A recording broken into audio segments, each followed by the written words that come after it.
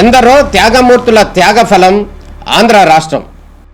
నేడు ఆంధ్రప్రదేశ్లో ప్రజలు సుఖ సంతోషాలుగా ఉన్నారా? ప్రస్తుతం ప్రజల మధ్య ఉన్న కులాల కుంపట్లు ఎవరి కోసం?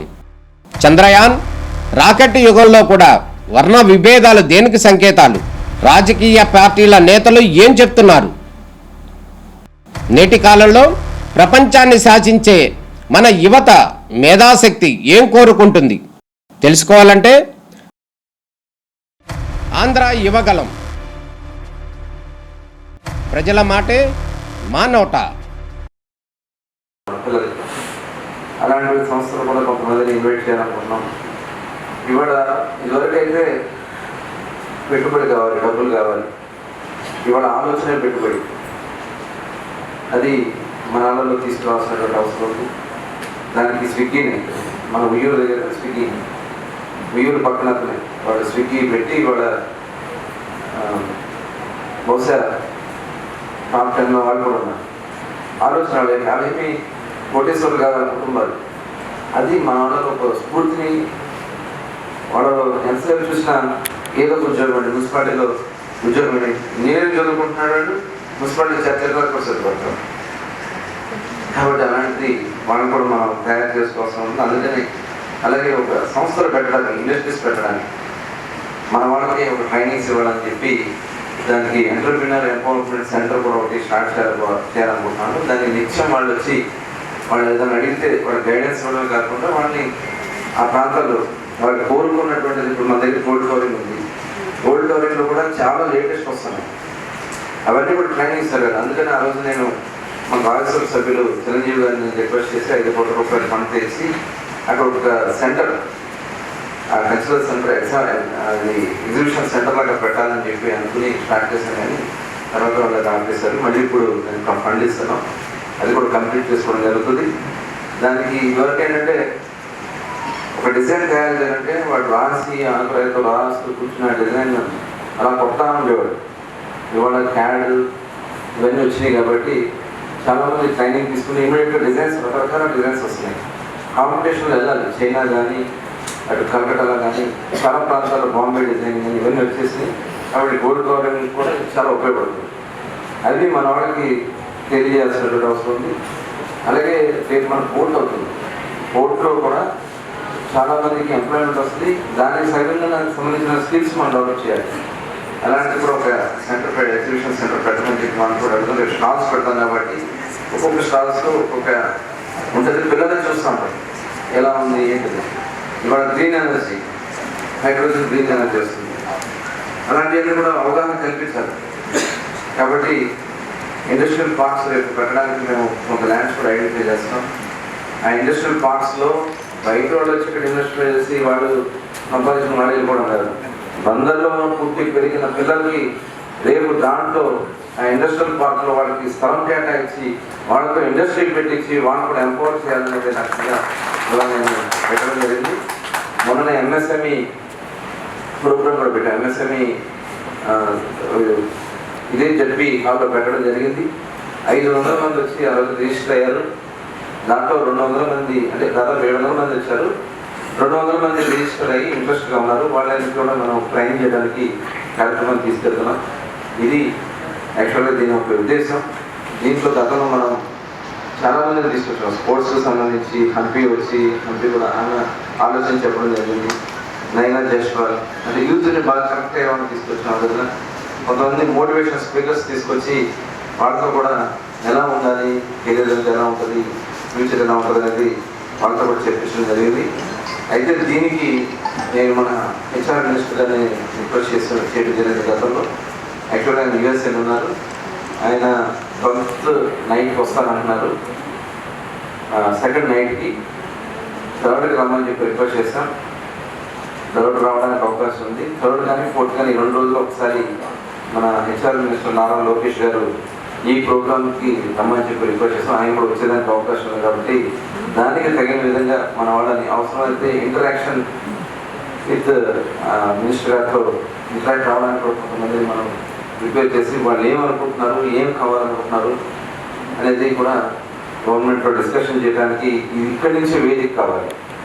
దానికి మీరందరూ కూడా సపోర్ట్ చేయాల్సిన అవసరం ఉందని, అట్లాగే మరి అక్కడ ఏర్పాటు డిఎస్పీ గారు ఉన్నారు కాబట్టి ఎక్కువ మంది క్రౌడ్ వచ్చేదానికి అవకాశం ఉంది కాబట్టి ఎక్కడ కూడా డిస్టర్బెన్స్ రాకుండా మనీ పెట్టి, మరి పోలీస్ కూడా పోలీసింగ్ ఉన్నారు కానీ విజిబుల్ పోలీసింగ్ ఉన్నారు కానీ ఇన్విజిబుల్ పోలీస్ ఉన్నారు. అక్కడ పోలీస్ కనపడకూడదు కానీ పోలీసింగ్ జరుగుతుంది అనేది వాళ్ళలో ఒక ఇది ఉండాలి. దానికి మీరు ప్రిపేర్ చేయాల్సింది అనుకుంటున్నాను. అట్లాగే కొంతమంది వాలంటీర్స్ కూడా మనం ప్రిపేర్ చేసుకుని వాలంటీర్స్ కూడా అక్కడికి వెళ్తాం. ఫుడ్ కూడా ఎక్కడ డిస్టర్బెన్స్ రాకుండా నాకు కావాల్సిన ఫుడ్ కానీ వాటర్ కానీ ఫ్రీగా సాయిబాబు గారు మా అందరూ సుపరిచితులే. గతంలో మనకి ఇక్కడ ఆర్డీఓగా పనిచేశారు. మరి సాయిబాబు గారికి అలాగే జిల్లా కలెక్టర్ గారు కూడా మరి మొన్న కూడా చాలాసార్లు ఆయన కూడా సమావేశాలు పెట్టుకుని కలెక్టర్ గారు కేసీ గారు కూడా దీన్ని ఇలా ప్రతిష్టాత్మకంగా ముందుకు తీసుకెళ్తామని చెప్పినందుకు వారికి కూడా ధన్యవాదాలు. అలాగే వేదికను అలంకరించిన డిఓ గారికి, డిఎస్పీ గారికి, ఆర్ఐఓ గారికి, గోపిచంద్ గారికి, మరి వివిధ కాలేజెస్ నుంచి ఇచ్చేసినటువంటి ప్రిన్సిపల్స్కి, అలాగే స్కూల్స్ నుంచి వచ్చిన హెచ్ఎంస్కి, ఇందులో భాగస్వాములు అవుతున్నటువంటి ప్రజలందరికీ కూడా పేరు పేరు నమస్కారాలు. మీ అందరికీ ఒకటోళ్ళని అంతకు ముందు నుంచి మీకు తెలుసు. 2014లో అప్పుడు ఇంకా మీ గవర్నమెంట్ రాలేదు.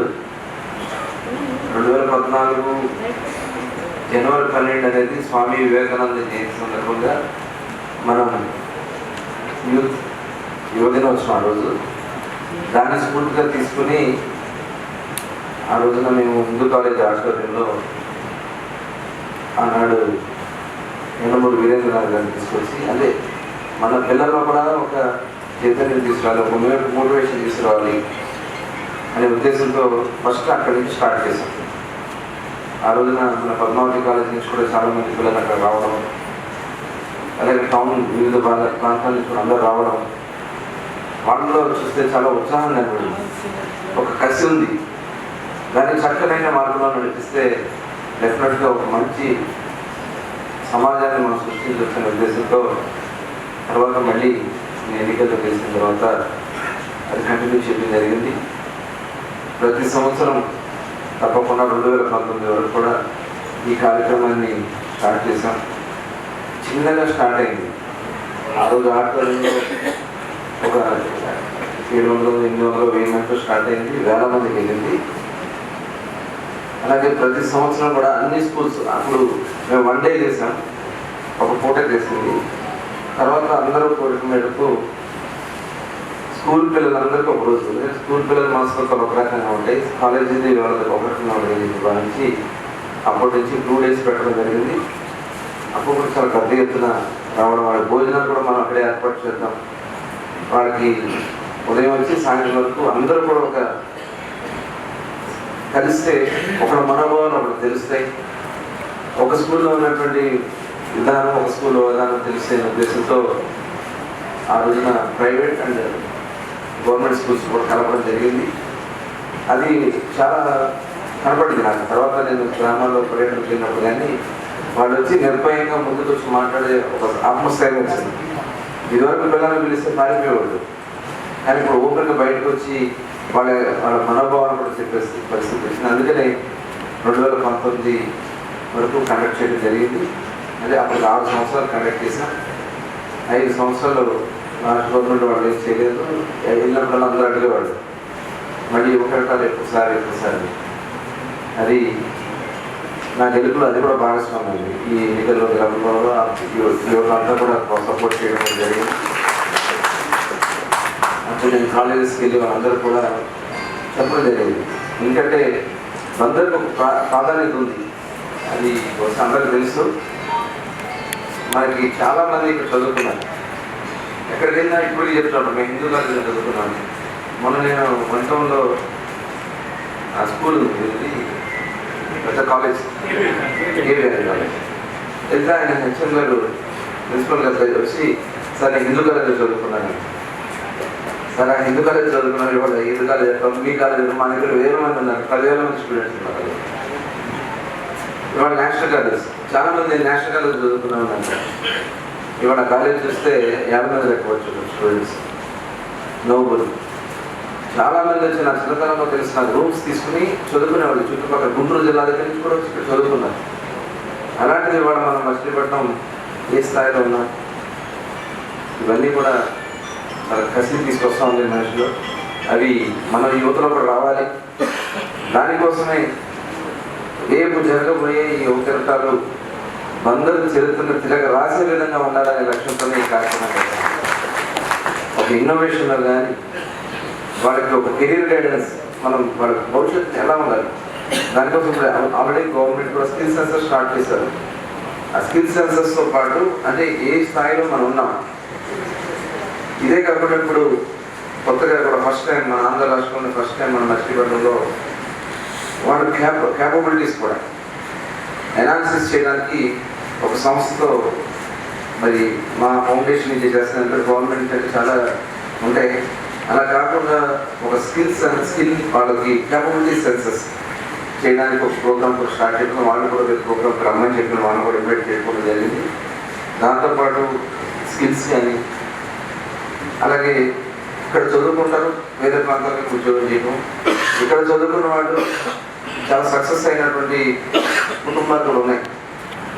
ఇవాళ భారతదేశంలోనే టాప్ 10లో మన వాళ్ళు ఉన్నారు బందరాడు. వాళ్ళని కూడా ఇన్వైట్ చేయాలనుకుంటున్నాను.